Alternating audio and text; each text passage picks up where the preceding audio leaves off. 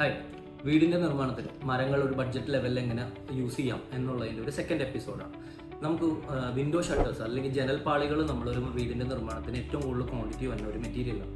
അതിലേക്ക് നമ്മൾ പ്ലെയിൻ ഗ്ലാസുകൾ ഉപയോഗിച്ച് വിഷൻ വരേണ്ട ഭാഗങ്ങളിൽ വിഷൻ കട്ട് ചെയ്യേണ്ട സ്ഥലങ്ങളിലേക്ക് പിൻ ഹെഡ് എന്ന് പറഞ്ഞ ഗ്ലാസ് ഉപയോഗിച്ച് കഴിഞ്ഞാൽ അത്യാവശ്യം കോസ്റ്റ് സേവ് ചെയ്യാൻ പറ്റും.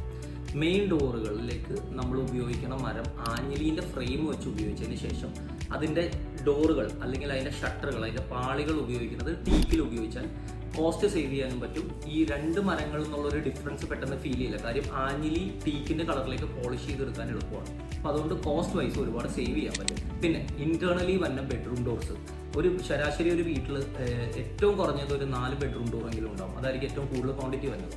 ആ ബെഡ്റൂം ഡോർസ് നമുക്ക് ആർട്ടിഫിഷ്യലായിട്ട് നമ്മൾ നിർമ്മിക്കുന്ന membrane doors, skin doors, pre laminated doors എന്നുള്ള ഡോറുകളിലേക്ക് നമ്മൾ കൺവേർട്ട് ചെയ്യണമെങ്കിൽ മരത്തിൻ്റെ ഒരു ഡോറ് പണിയുന്ന കോസ്റ്റിൽ നിന്ന് ഒരുപാട് സേവ് ചെയ്യാം. അതും ഓൾമോസ്റ്റ് ഒരു 20 to 25% മരത്തിൻ്റെ കോസ്റ്റിനേക്കാളും സേവ് ചെയ്യാൻ പറ്റുന്ന ഒരു ഓപ്ഷനാണ്. ഓക്കെ, അപ്പോൾ എന്താണെങ്കിലും കൂടുതൽ ഇൻഫോർമേറ്റീവ് ആയിട്ടുള്ള വീഡിയോസ് ആയിട്ട് ഞാൻ വരുന്നതായിരിക്കും. Till then, good bye.